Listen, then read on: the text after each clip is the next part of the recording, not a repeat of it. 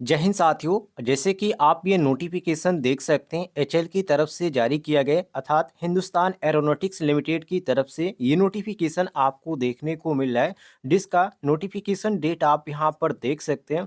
ये आपका जारी किया गया है नोटिफिकेशन आपका 30/12/2022 को। और ये जो फॉर्म है भरना आपका स्टार्ट हो चुका है 30/12/2022 से ही। और इसका जो अंतिम तिथि रखा गया है वो 13/1/2023 रखा गया है। तो यदि आप इस फॉर्म को अप्लाई करना चाहते हैं तो 13 तारीख से पहले ही आपको फॉर्म को अप्लाई करना पड़ेगा। और ये जो आपकी वैकेंसी निकल के आ रही है एक यहाँ पर डिवीजन के अंतर्गत, जो कि परिवहन वायुयान विभाग कानपुर की तरफ से नोटिफिकेशन है, जिसमें आप किसी भी राज्य के रहने वाले यदि आप फॉर्म को अप्लाई करना चाहते हैं तो फॉर्म को अप्लाई कर सकते हैं।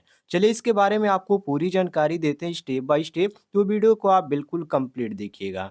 नीचे आप आएंगे स्क्रॉल करते हुए तो यहाँ पर बताया गया है कि आपका सबसे पहले शैक्षिक योग्यता क्या होनी चाहिए। तो योग्यता वाले में आप यहाँ पर देखेंगे तो आपको देखने को मिल जाएगा 10+2 यहाँ पर कहा गया है। और शिक्षा पद्धति के अंतर्गत आपका 10वीं कक्षा या उसके समतुल्य परीक्षण उत्तीर्ण की हो या किसी मान्यता प्राप्त औद्योगिक संस्थान परीक्षण से आपने एनसीवीटी या एससीवीटी से आईटीआई कंप्लीट कर रखा है तो आप इस फॉर्म को अप्लाई कर सकते हैं। लेकिन ध्यान रखिएगा, आपका जो आईटीआई का कोर्स होना चाहिए वो 1 साल या 2 साल का होना चाहिए, 6 मंथ का कोर्स आपका नहीं होना चाहिए। नीचे आप आएंगे साथियों तो यहाँ पर आपको ट्रेड देखने को मिल जाता है, किन किन ट्रेड के अंतर्गत ये भर्ती का नोटिफिकेशन जारी किया गया है। तो फीटर ट्रेड के छात्र फॉर्म को अप्लाई कर पाएंगे।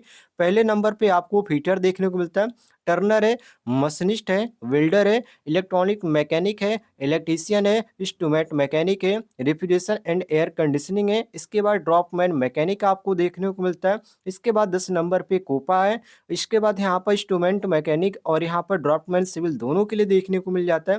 इसके बाद सिलाई आपको देखने को मिलता है, जो सिलाई प्रौद्योगिकी के अंतर्गत जो छात्र आईटीआई के हैं या जो छात्र आईटीआई के हैं वो लोग यहाँ पर फॉर्म को अप्लाई कर सकते हैं। पेंटर का भी रखा गया है, कारपेंटर भी है। नीचे आप आएंगे साथियों तो यहाँ पर ऑटोमोबाइल मोटर मैकेनिक के अंतर्गत भी आपको सीट इसमें खाली देखने को मिल जाती है, जो कि काफ़ी कम इसमें आपको सीट देखने को मिलती है, लेकिन आपको भर्ती यहाँ पर देखने को मिले यही बड़ी बात है। नीचे आप आएंगे साथियों स्क्रॉल करते हुए तो इसके बारे में जो जानकारी दी गई इसको आप पढ़ेंगे तो आपको समझ में आ जाएगा। इसमें साफ तौर पे कहा गया है यदि आपके पास एनसीवीटी या एससीवीटी का सर्टिफिकेट है तभी आप फॉर्म को अप्लाई कीजिएगा। यदि आप अपेयरिंग वाले हैं, जैसे कि अपेयरिंग उन छात्रों को कहा जाता है जो एग्जाम दे चुके हैं लेकिन उनका आईटीआई का रिजल्ट अभी नहीं आया है, तो वो लोग फॉर्म को अप्लाई कर सकते हैं या नहीं, तो वो लोग बिल्कुल इस फॉर्म को अप्लाई नहीं कर सकते हैं।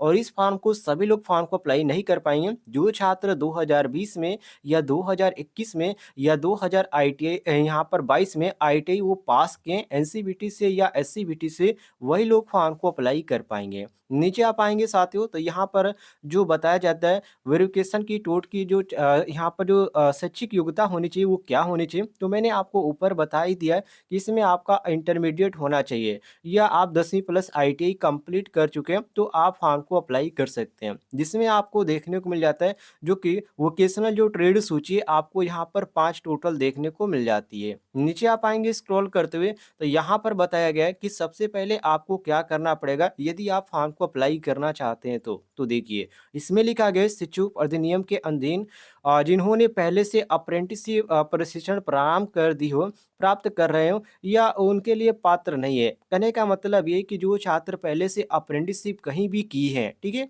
और वो यहाँ पर दोबारा अप्रेंटिसशिप करना चाहते हैं तो आप इसमें फॉर्म को अप्लाई नहीं कर सकते, अर्थात आप पात्र नहीं है फॉर्म अप्लाई करने का। नीचे आप आएंगे तो इसमें कहा जा रहा है कि आपको यहाँ पर जो होना चाहिए वो सीओई कोर्स में आईटीआई पास अभ्यर्थी इस पत्र को यहाँ पर परीक्षा के पात्र नहीं है। कहने का मतलब ये इसमें जो सीओई के अंतर्गत यहाँ पर एक कोर्स चलाया जाता है, यदि उसमें आप यहाँ पर किए हैं तो आप भी इस फॉर्म को अप्लाई नहीं कर पाएंगे। और ये जो फॉर्म है आप किसी भी राज्य के भर सकते हैं क्योंकि इसमें साफ तौर पे लिखा गया केवल भारतीय राष्ट्रीयता के अभ्यर्थी ही आवेदन कर सकते हैं। नीचे आप आएंगे स्क्रॉल करते हुए तो यहाँ पर बताया गया कितने उम्र के छात्र इस फॉर्म को अप्लाई कर पाएंगे। तो इसमें जो आपका रखा गया उम्र साथियों, जिन छात्रों का उम्र यहाँ पर 18 से यहाँ पर 24 वर्ष है, वो लोग यहाँ पर फॉर्म को अप्लाई कर पाएँगे, जिसमें एससी/एसटी वालों के लिए 5 वर्ष की छूट है और जो छात्र ओबीसी के अंतर्गत आते हैं, उनके लिए यहाँ पर 3 साल की छूट रखी गई है। नीचे आप आएँगे साथियों स्क्रॉल करते हुए, तो आपको कुछ अदर भी इसके बारे में जानकारी देखने को मिल जाती है। जैसे कि ये जो फॉर्म है कैसे अप्लाई किया जाएगा और यहाँ पर इसके बारे में पूरी जानकारी दी गई है। सॉरी दोस्तों, यहाँ पर जो उम्र रखी गई है 18 से 27 वर्ष रखी गई है, ठीक है? मैंने आपको 24 बताया, लेकिन यहाँ पर 18 से 27 वर्ष के जो छात्र हैं, वो लोग फॉर्म को अप्लाई कर पाएँगे। नीचे आप आएँगे स्क्रॉल करते हुए, तो यहाँ पर बताया गया है कि आपको फॉर्म भरने से पहले आपको क्या करना पड़ेगा। 10वें नंबर पे पढ़ेंगे तो आपको समझ में आ जाएगा। इसमें कहा जा रहा है कि आईटीआई व्यवसाय में आवेदन करने के पूर्व अप्रेंटिसशिप ओआरजी पर रजिस्ट्रेशन सुनिश्चित कर लें। यदि आपको जानकारी नहीं है कि मोबाइल के द्वारा कैसे आप रजिस्ट्रेशन कर पाएंगे, तो ये बिल्कुल मैंने एक साधारण तरीका, आसान तरीका मैंने बता रखा है, जिसका लिंक आपको इस वीडियो के डिस्क्रिप्शन बॉक्स में दे दूंगा। आप मोबाइल के द्वारा भी रजिस्ट्रेशन कर पाएंगे, कोई भी दिक्कत नहीं है।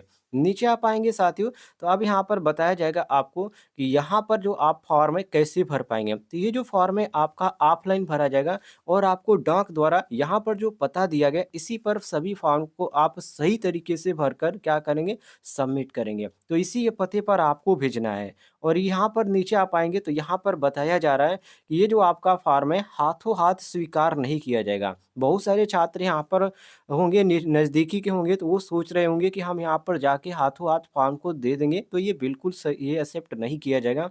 आपको क्या करना पड़ेगा, डाक द्वारा ही भेजना पड़ेगा। इसमें आपका क्या-क्या यहाँ पर मार्कशीट और सर्टिफ़िकेट लगेगा, सारी जानकारी यहाँ पर इन्होंने दे रखी है। तो पहले नंबर पे बताया इन्होंने हाई स्कूल अंक पत्र प्रमाण पत्र की छायाप्रति लगेगा, उसके बाद इंटरमीडिएट अंक पत्र प्रमाण पत्र की छायाप्रति लगेगा।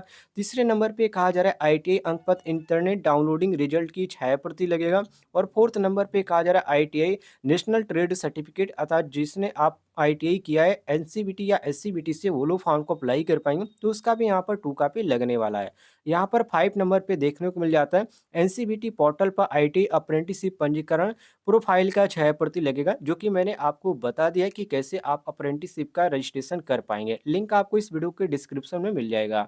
6 नंबर पे कहा जा रहा है कि आधार कार्ड एवं पैन कार्ड की छाया प्रति आपके पास कोई भी हो, चाहे आपके पास पैन कार्ड हो तो पैन कार्ड भी लगा सकते हैं, आधार कार्ड हो तो आधार कार्ड, आधार कार्ड सबके पास होगा, सभी लोग लगा सकते हैं। इसके बाद यहाँ पर 7 नंबर पे कहा जा रहा है निवास प्रमाण पत्र आपका होना चाहिए और जाति प्रमाण पत्र, और यहाँ पर कोविड-19 टीकाकरण प्रमाण पत्र भी आपके पास होना चाहिए।